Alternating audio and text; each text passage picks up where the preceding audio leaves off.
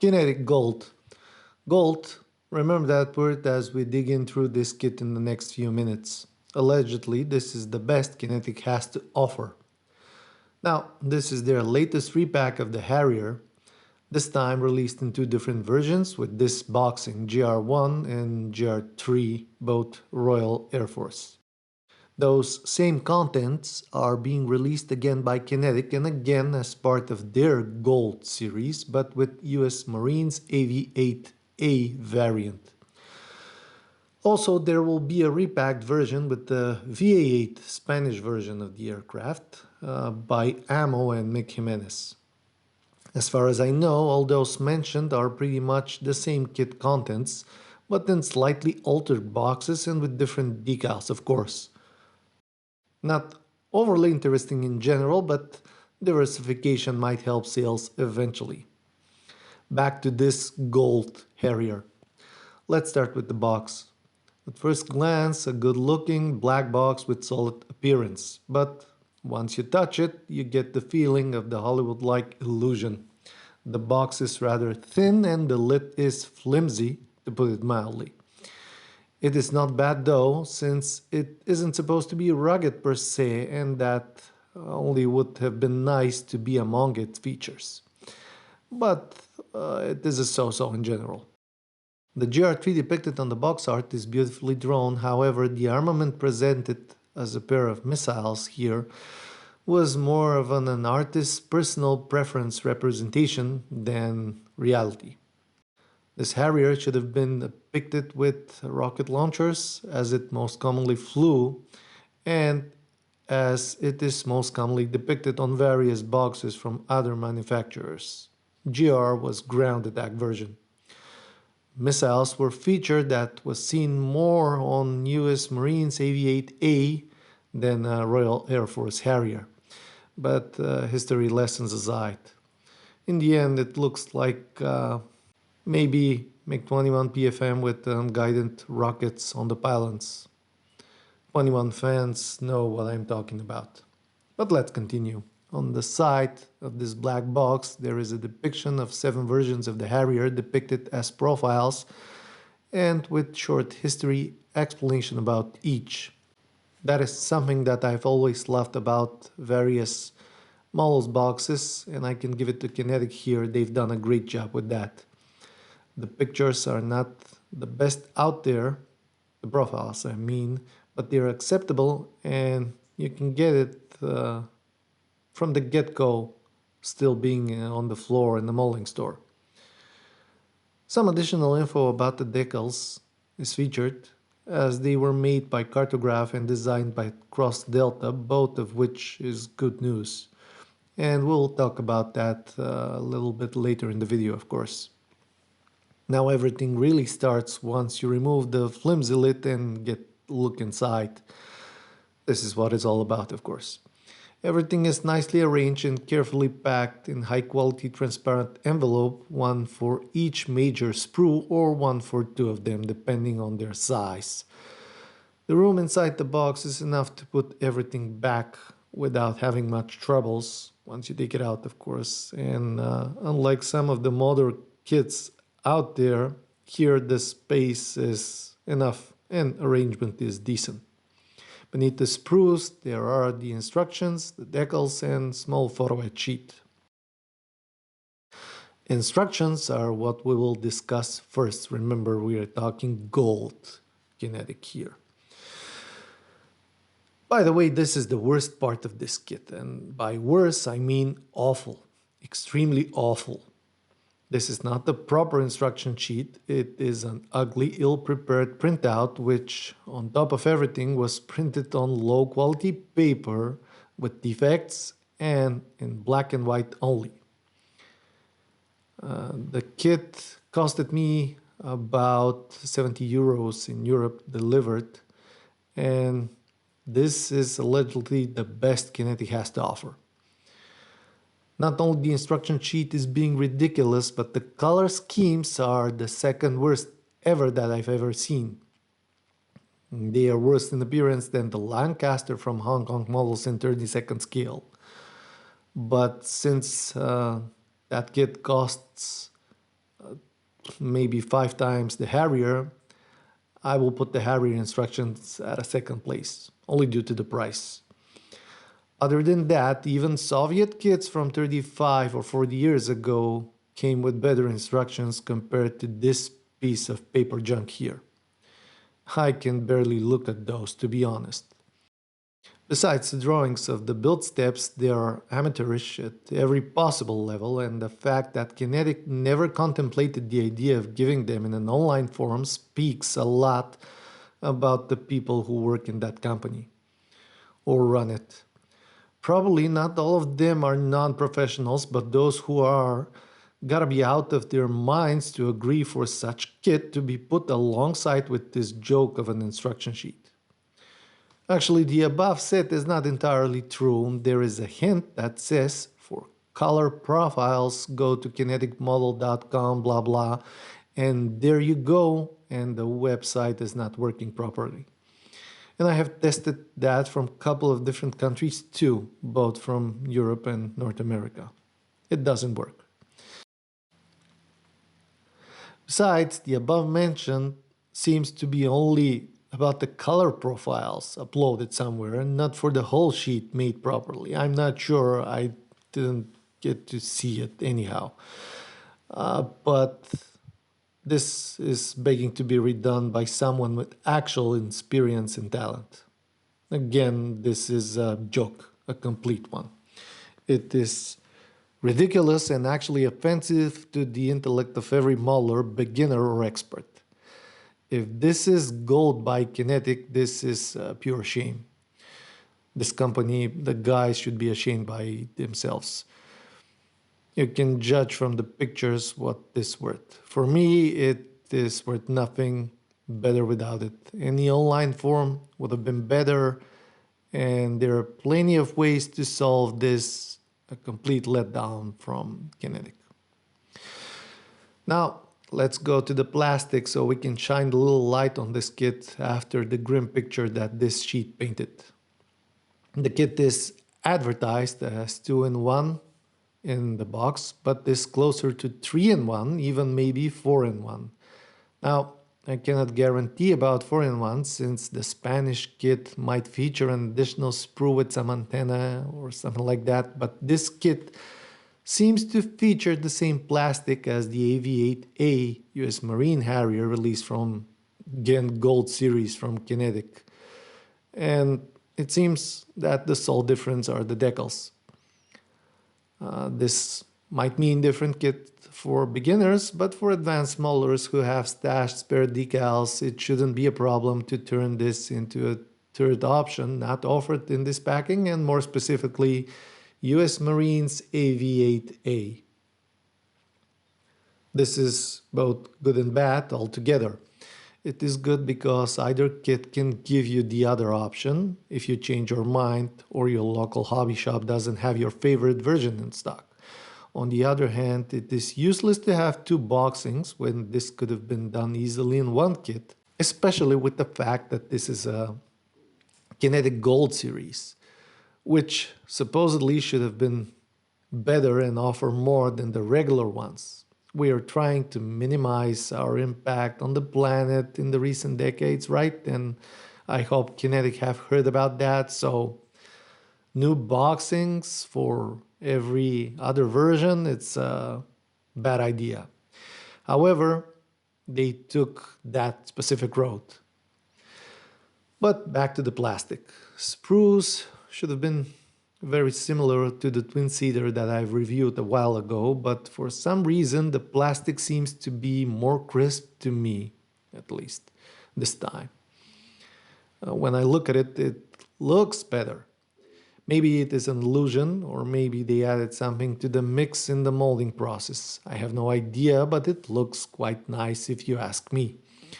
There is a certain inconsistency of the detail, especially rivet-wise, but that is an easy job for the average modeler, let alone experienced ones, and in the end, rivets are not the most important feature of this kit, or any kit for that matter. Details seems acceptable, shapes seems to be okay. Everything all in all point in the direction that this kit is pretty nice representation of the Hawker Siddeley Harrier, first gen. Compared to the very old Tamiya, this Harrier should show better detail for sure, but will most likely will be second best in terms of fit. And this is supposedly, of course. With that said, if something doesn't fit, you can always email Kinetic, and I've done that in the past, and the replacement department worked out the problem in very timely fashion. I was quite happy. So everything seems good here and promising. It is nice to see two nose options and two tail options, as well as two pair of wings included, which in the end eventually will give you spares. Unfortunately, not two kits, but yeah, spares. Same goes for the weapons, which are more than enough, and this seems to justify the price to some extent. And as with every kit, there are areas that can be improved with Photoetch and or resin, but that's inevitable. In the modern world, without aftermarket, your kit is somehow missing something, or at least in the mind of a modeler, I guess. One such area are the nozzles, which can be improved with resin, and it seems that for every Harrier from Kinetic so far, they are a problem with their imperfections, flash and mold lines and all that. But that's been taken care of on behalf of Aris and their beautiful resin nozzle set. And it is not expensive either. With that said, I truly believe that this plastic pile can be turned into a very decent GR.1, GR.3, or probably AV8 representation. And with a little extra effort, it can be turned into a showstopper. That will involve some skills, but it can be done. Harrier is rather small plane, and in that scale it won't be easy, but if you are creative, I think that in general plastic gives you the opportunity and the foundation to make this into a great looking Harrier. Not forgetting the clear parts, and they are also good enough, just like the quality of the great plastic and unlike the instruction sheet. The clears offer one thing that I don't like much, and that is a molded windshield wiper. That is kind of lame decision and interferes with the proper masking, painting, and weathering process of the canopy, but it is definitely something that you can live with. This should have been done from Photoetch, and there are plenty of reasons for that, but I cannot remember one against. So, not a bad decision. All in all, parts on that sprue are clear and pleasantly transparent. They do not bend the image too much, and overall impression is very good. And surprisingly, that is not all. In the kit, there is a Photoetch sheet, so let's take a look at that one too. It features some seat belts, of course, some wing fences, and minor additional details, which is generally nice. However, this can be taken to a whole new level with aftermarket companies' offerings, especially the seat belts, and in that matter, the whole pilot seat, and why not the whole cockpit top itself. Resin will be far better in general. However, the PE sheet itself is good enough and is thin enough as well. If you're a big Photoetch fan, this is definitely won't satisfactory, but if you want to add just a tiny bit of detail here and there, and in general feature Photoetch on your kit, this is good. These Photoetch sets in the modern kits are a pinch of spices on meal, if you ask me. They are not serious enough to change the whole kit appearance, but they are there to prove the concept and the fact that more and more companies add them, well, that speaks enough. Even small, they are there, and it is what it is. This is modern day modeling. Now onto the decals. This is one of the true highlights of this kit, and one that to some extent justifies the price. Cartograph are the world's best at printing, and Cross Delta are among the top designers as well. They're liked and respected by molders. The quality of the sheet is top notch, and 7 options included are more than enough if you ask me. Again, what I think would have been a better strategy is to have less Royal Air Force options and at least 1 US Marines instead of all 7 being Royal Air Force in one kit, especially when the plastic gives you the option. And it is gold. However, Kinetic decided to follow the armor guys and release a bunch of similar kits with different packs, something that is beyond me in general. Only the packing differs and not much in it. But with that said, what is included in this set as options is plenty, and of course there are more variants from the aftermarket companies that are already available. But even so, straight out of the box, this is more than enough. Good job from Cross Delta and especially from Cartograph. For the decals, as a conclusion, I can give it to Kinetic. They did a good job with that, but that cannot be said for the decal positioning and camouflage painting instructions, which are part of the ridiculous instruction sheet. So, how this kit compares with other Harriers and other kits in that price and size range? Well, it seems inferior to Hasegawa second generation Harriers, but this here is the true Hawker Siddeley Harrier, and besides the Mia, there is no other decent representation of the real deal VTOL, the first and original one, from the time when men were men and planes were metal. Hasegawa representation of the second generation upgraded by McDonnell Douglas Harrier is very cleverly thought through, and in its core design it's superior to this one, even older, but still it's a different thing. As a kit itself, for 70 euros, maybe 60, 65 at some places, these seems to be overpriced as a bunch of Aviate 8, GR.1, 3. You know, this is not a good price for such a small bird, I think. Especially with the ridiculous instruction sheet plus the gold on the box. If the gold was missing, I would have been able to say honestly that this kit is okay. But this heavy marketing trick with the gold in the instruction sheet plus the price ruined it for me, at least to some extent. They overdid it with the marketing, I mean, and this is not a high-end series or packing. This is just a regular, normal kit. But let's make a loose comparison with something.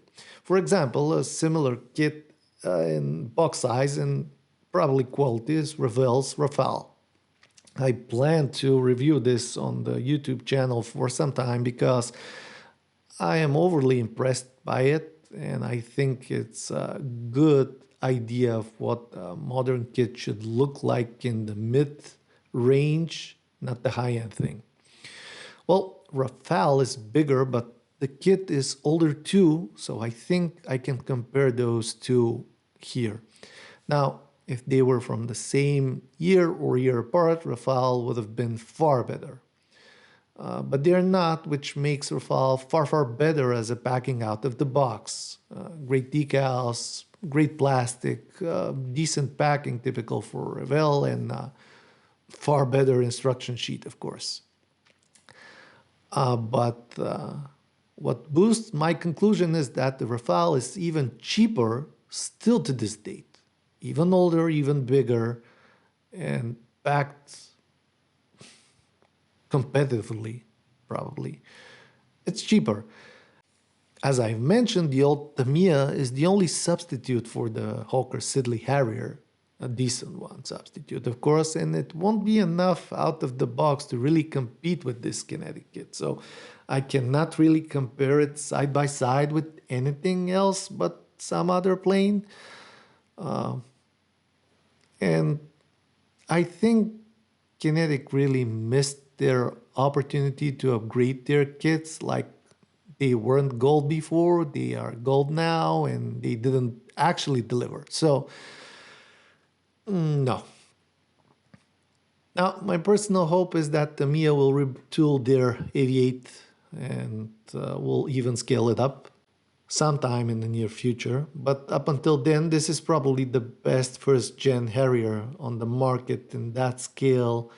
And despite some letdowns, very typical for newcomers like the Chinese companies that are growing like mushrooms after rain, well, this kit is actually a good option in the end. Not the best one, but acceptable. This is my personal opinion, of course. I'm not a Harrier aficionado per se, but I like the bird and I think it deserves a decent model, especially with the fact that I know tons of mullers devoted to death to the Harrier. And this is one such option, but with a lot of ifs, maybes. I believe it could have been better.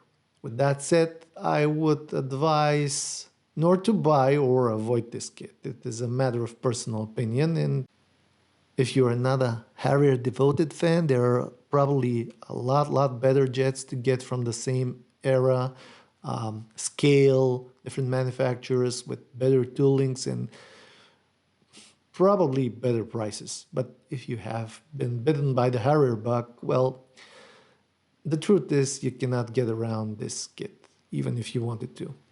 So I hope this has been a useful review, and thank you for watching, and have a great day.